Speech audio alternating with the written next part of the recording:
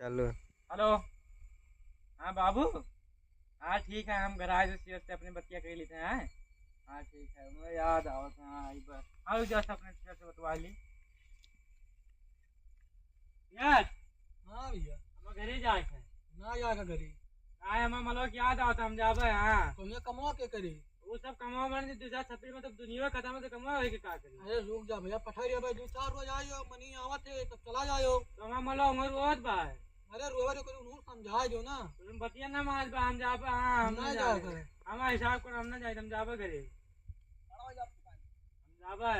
चलो शेर से पूछाई पहले पहले हाँ तो शेर शेयर से। की चार्ज का तो उनका ही ना जाए खबे कहाँ नहीं जाए देबे। कहाँ ना जाबो। मंडली के हम जाबे ठीक हाँ, है। चलो शेर के लगे हाँ हिसाब करो हम जाए थे जाओ उनने जा जाए थे। इनका हिसाब करे थे। हम जाए थे कहाँ घरे जाए आए हमें मतलब क्या दावत है। बहन आई जाए खे काहे नहीं 2-4 दिन रुक जाओ। हाँ मतलब बोलावत बा।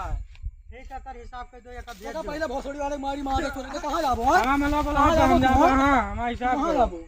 लाड़ से भी ना करे हम वैसे भाग ना जाबे। जा हाँ यहाँ पूछी हिसाब कर दो दुनिया खत्म है।